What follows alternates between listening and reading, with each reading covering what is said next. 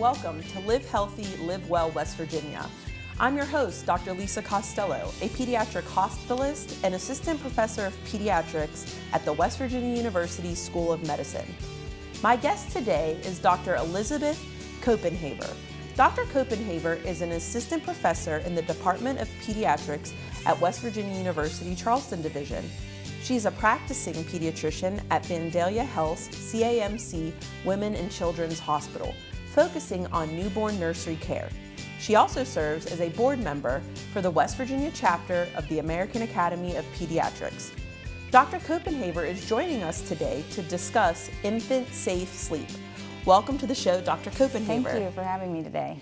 So our viewers know, and you know because we're colleagues and have worked together, that I have a toddler. She's 2.5. Mm-hmm. However, when she was a newborn, safe sleep was an issue that really, as a parent and a pediatrician, was one of my biggest fears. And I did a lot of education and talking with my family members about what we all needed to do to ensure safe sleep for our infants. So I really appreciate you being on, because I think this is a topic that maybe you learn about in a really stressful time in your life, like right after the baby's born, and then you go home. But this is a really important topic. So can you kind of talk to us about, like, what does safe sleep mean for infants?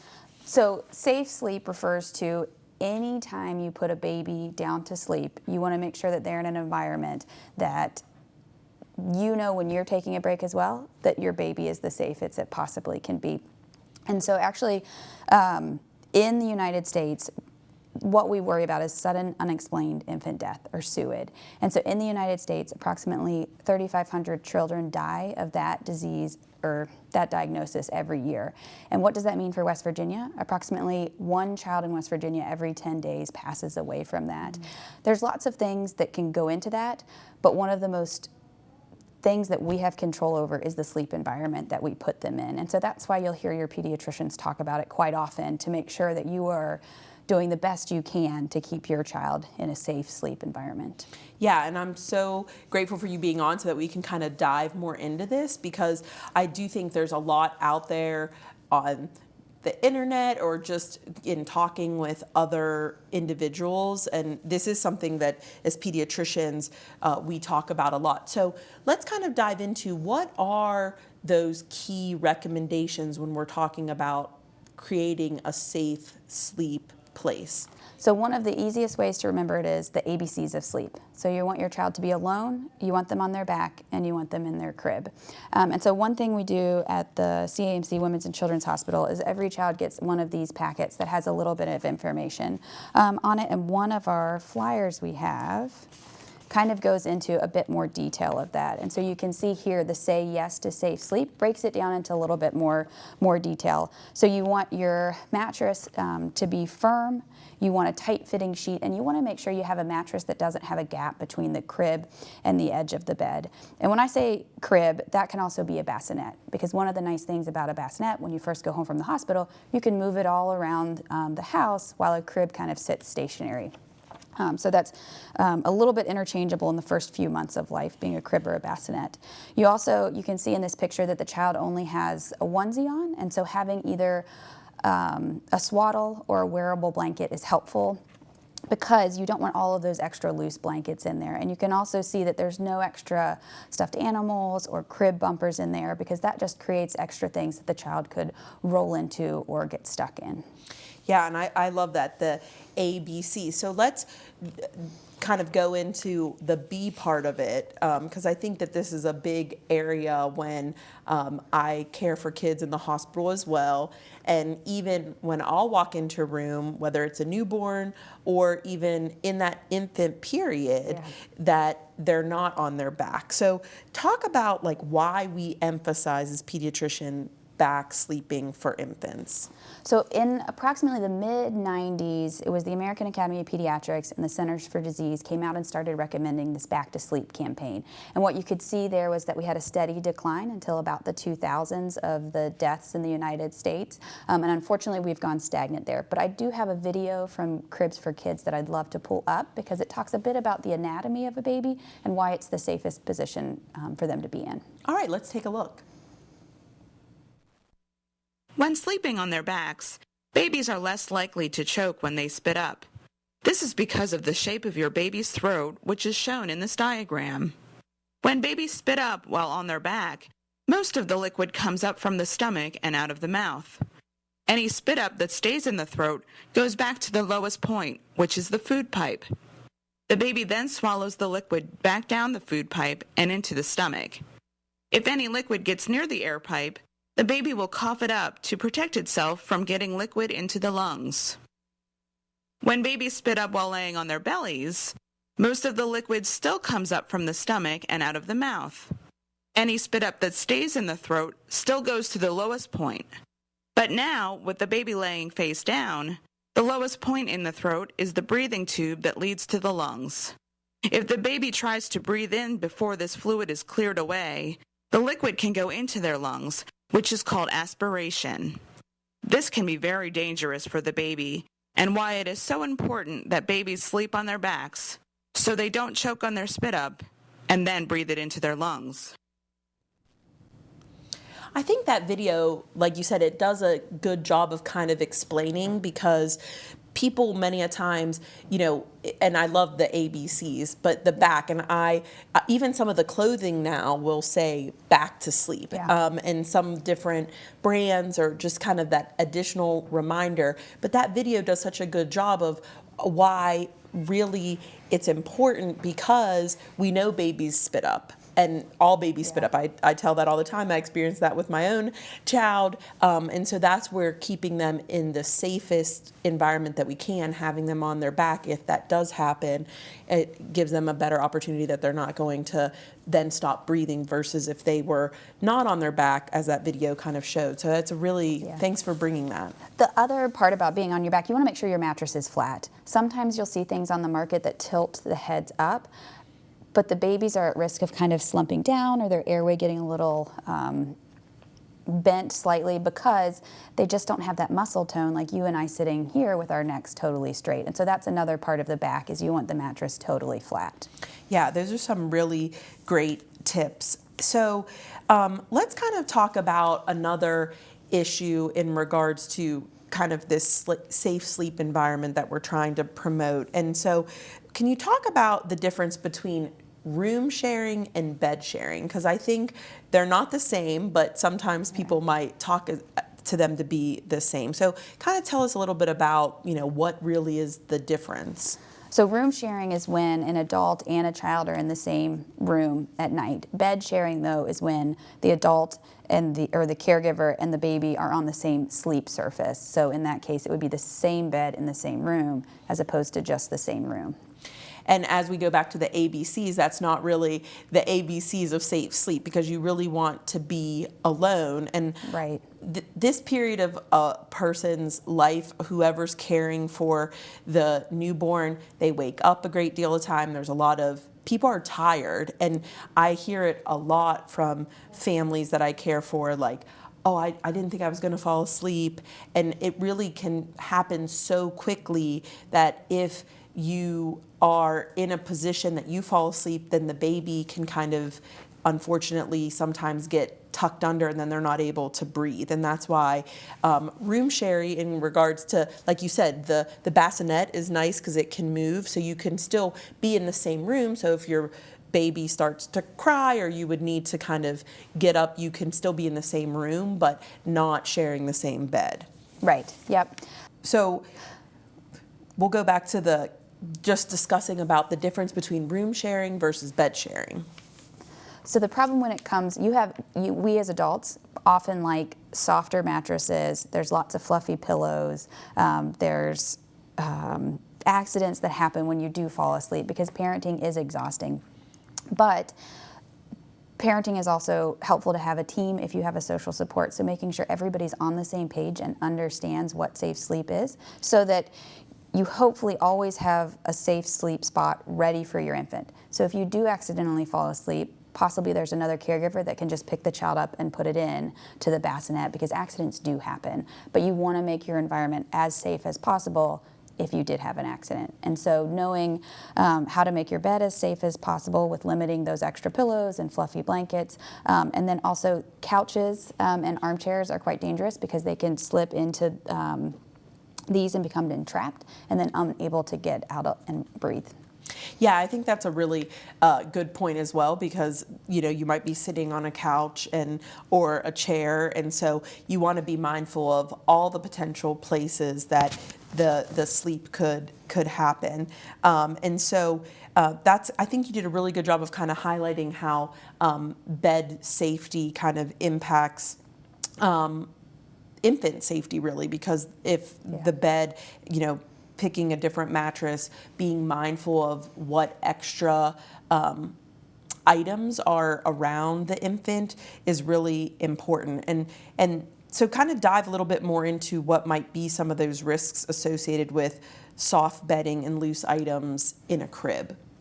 In a crib, I think there's a couple things. One, the child could have it kind of go onto their face. So sometimes when I'm rounding in the newborn nursery, I'll see the really soft fleece blankets or the beautifully handmade quilts, or your aunt crocheted you this excellent blanket.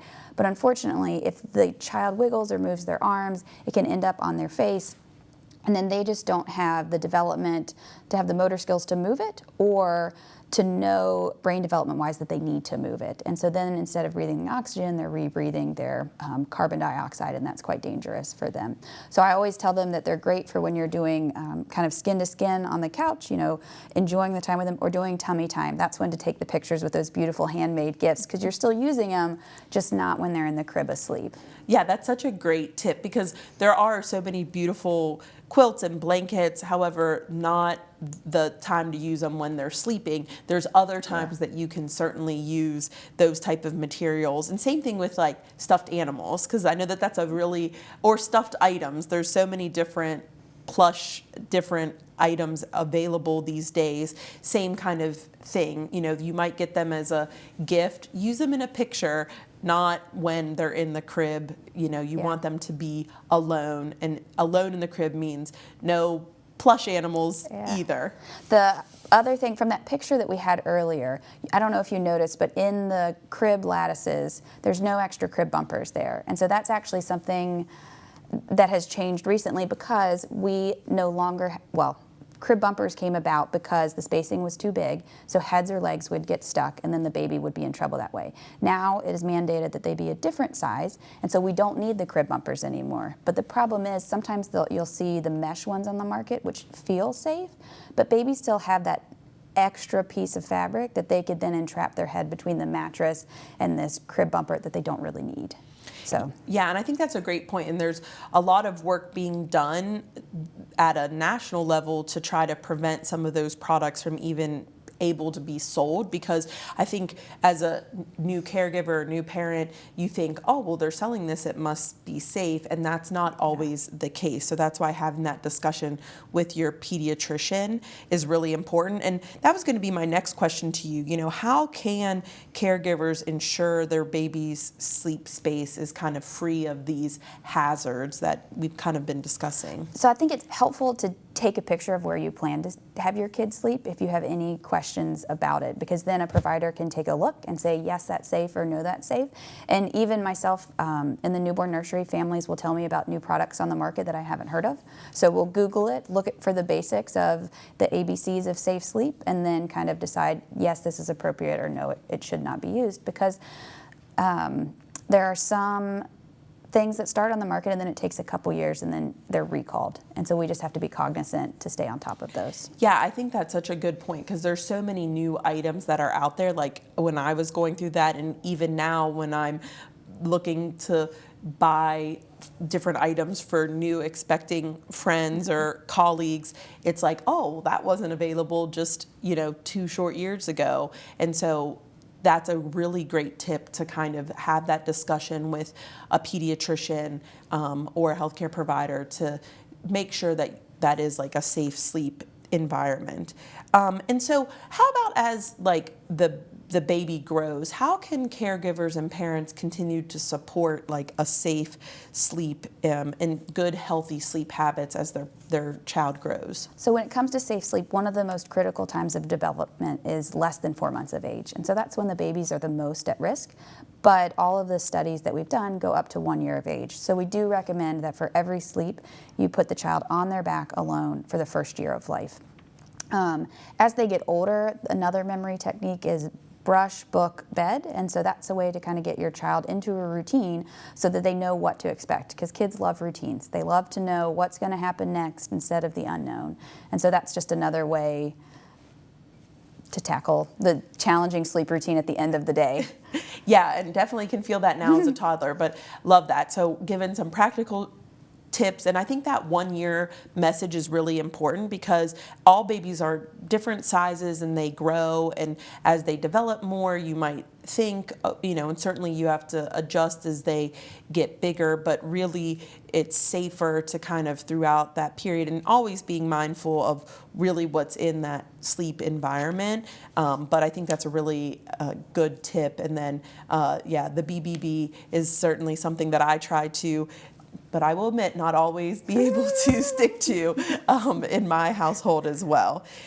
So what resources are available for that safe sleep education? Because I think that tip of taking the picture, I actually am going to borrow that from you because I haven't used that, but I think that's a really, now most people have access to a camera on a device. But what are some other resources out there that, whether you are about to have an infant or you're caring for one, you might be a caregiver, a aunt, a grandparent who's going to be helping to take care of one of the littles. So one of my favorite resources for every pediatric issue that you might have as a parent is healthychildren.org. It's a website for parents written by pediatricians. And so anytime, even though I only work with the newborns at this point, I have friends that still call me. And so I refer them to that for the bloody noses and the kid that won't sleep, or the one that, is having trouble daycare, stuff like that, being dropped off. And so that's a great resource where you can go to for healthy sleep in particular. Another one, the pamphlet that we've been showing is from our West Virginia resource, which is our Babies Safe and Sound. And so they have a great website, great teaching toolkits that can help you learn more about safe sleep and why we recommend all of these details.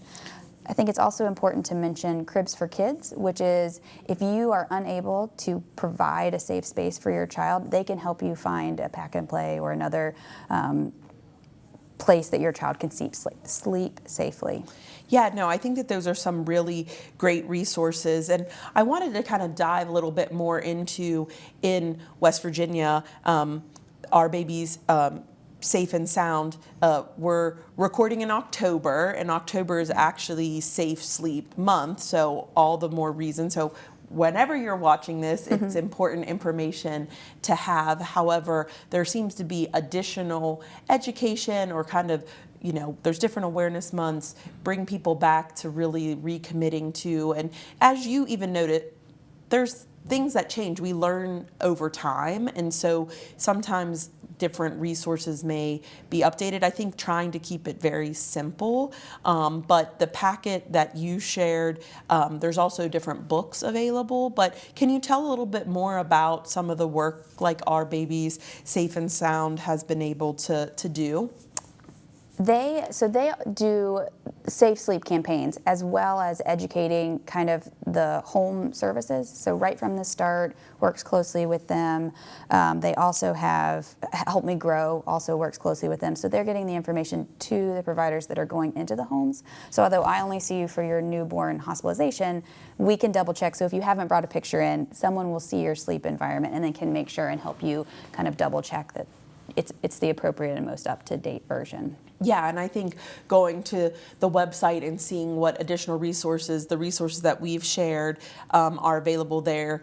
There is so much information that parents get when, they're in that newborn phase, or when they go to their checkups. And so there definitely is a lot of information. So I think it's helpful to then have these resources to be able to go back to and follow up and to see. And even those resources that you have, sometimes like hanging it up, in the area, like you said, having a safe sleep environment ready. So sometimes, I highly recommend, like, you're going to get a lot of information. Keep those resources handy or in a place that you can kind of refer back to. And so what advice do you give parents, particularly new parents or new caregivers, about kind of that sleep routine? So one thing I do anytime I walk into a patient's room or I see them in the newborn nursery, if there is something that is not safe sleep in that crib, I take it out and I explain why. Because part of it is you've got these beautiful blankets, there's sentimental value that go with it. And so yes, let's use them, just not right now. And so I try to reset and model so that they know when they go home, they have the safest way to do that. So I think that's a really important piece of my practice, because anyone that has a child, things move around, things end up. If you have older kids, they might put something in the crib and you don't realize it. So it's not one time I fixed my crib. It's a constant recheck of the environment to make sure that it's still okay. I also like to use the phrase, keep it as boring as possible. So maybe have nice, fun fabrics that fit the theme, but don't have that stuffed animal that's in there, or don't have the extra blanket that's in there, kind of thing. So then it brings it back to the basics, like we've been saying over and over again, but the ABCs of safe sleep. No, I think that's such a good tip, that it really is something that you have to do repeated. And especially, I'm so glad you mentioned about other individuals, because I have heard cases, I have an only child, but I've heard cases of an older sibling, and they're playing, they're having fun, they're not doing it because they've been told to or not, they're just playing, and we want kids to play. However, then when it comes time for the baby or the infant to go to sleep, you have to be mindful of that. So I think that's such a great tip, that it really is constant. You have to have that reminder and, making sure that you're following those ABCs. Are they alone, putting them back to sleep and putting them in a crib. So that's a really good kind of advice. And I think, can you shed a little bit about infants? I think it's so hard in that time. You're a big advocate of breastfeeding, and there's a lot of times, like in that early part, like you said, that first 4 months of life, there's a lot of feedings and wake ups, and maybe not as much sleep. So there is a lot of variability in regards to the wake cycles. So what are some tips that you usually share with parents about that in regards to like a true routine? You're probably not going to have one, in all honesty. When they go home, babies are not on a sleep-wake cycle. We like daylight and night. They don't function like that. And so I think having an appreciation that it's going to take some time to get into that is helpful, knowing going into having a new child. And also knowing babies sleep a long time, but it's not always predictable and when they're going to do that. And so always having your safe sleep environment ready so that if the child does go to sleep, you can put them down there. They do eventually get into a routine that you can practice into and work with your pediatrician to make sure you've used all the tricks that they have. But knowing parenthood is an exhausting phase of life that I too am in the middle of, so can definitely appreciate that. Yeah, no, and I think that's such a good tip, because some people are like, there is maybe a somewhat to a routine, but it is unpredictable, and you have to kind of, work through that. And all the more importance of going back to the basics. I like that, keep it boring. So kind of just keeping it basic so that then you're able to, we're trying to do as much safety as we can. We can't eliminate every risk. And Yeah. I talk a lot about parents, and I'm sure you do as well, but we can't, there's always going to be some level of risk. We're trying to make things safer, and that's what we've learned over time. And you've shared a lot of great tips today. What could we do as healthcare providers to kind of help better educate families and caregivers about safe sleep. Thank you for being on. I think this is a good first step of it. But what are some things that we could do as, or our health provider community? I think making sure we're talking about it, because it feels simple. We lay down in bed at night as adults and then we go to sleep. But for kids, they're sleeping maybe 8 different chunks in a day, maybe a total of 18 hours, broken up intermittently in that first few days of life. And so it's a constant, over and over, you're putting the kid down to sleep. And so it's that you getting into that routine of making sure you're doing it safely every single time can be a helpful skill in those first few weeks to months of life. I thought your examples of modeling too, sometimes when people are in a hospital, or my other thing that we didn't talk about, a lot of times on commercials or on magazines or on the internet, there are pictures that are not safe sleep environments. And I know as healthcare providers, there's actually been a push, at least through organizations like the American Academy of Pediatrics, to not have those photos, because it kind of sends a mixed message. Absolutely. Like, oh, I saw this, it looks safe. And that's one of the things that I will kind of be looking at something and say, that's not how the environment should look. So that's where going back to the resources that you provided, I think, are really important, because sometimes the pictures that you might see as an advertisement or even in a promotional piece, they don't always keep in mind, like, that might not be a safe sleep environment. So that's where going back to the basics, ABC, alone, on their back, and then in a crib, I think is really good tips. So we've covered a wide range of topics today, and really appreciate you being here, especially as it's Safe Sleep Month, to just raise more awareness about this. Any closing thoughts to share with our audience here on Live Healthy, Live Well, West Virginia? I think one thing we've talked a lot about is the actual parents in the room and the caregivers that are directly caring for it. But we send pictures all over the place. And so if you are someone that's a relative or a friend and you see someone doing unsafe sleep, mention it to them, because you would want to hear that feedback as that parent. So that's a way that everybody could be involved with this campaign to learn about safe sleep. Yeah, I think that's I'm glad you brought that up, because I've even noticed myself, or I've had friends do that too, or as we talked about earlier, there's new products that come to the market. And one time I saw a picture and it was a new product, and I kind of just mentioned to a friend, I was like, that looks a little soft of a sleep surface. Like, I'm not sure that's the safest kind of environment. You might want to run it by your pediatrician. I'm not there to feel it, but you know, and it was kind of a newer item available to the market. So I think that's such a good tip, and we're all trying to get through this together, as we both share in the parenting journey, and you need kind of have that team and bringing those items up. It's not to say, oh, I told you so. It's just we're all trying to do what's best for the baby and keep them safe. Absolutely. Yep. Well, thank you, Dr. Copenhaver, for joining us today, and for all of your ongoing work to help people lead healthy lives, especially in their first part of the life as a newborn. And thank you all for tuning in to Live Healthy, Live Well, West Virginia on the Library Television Network.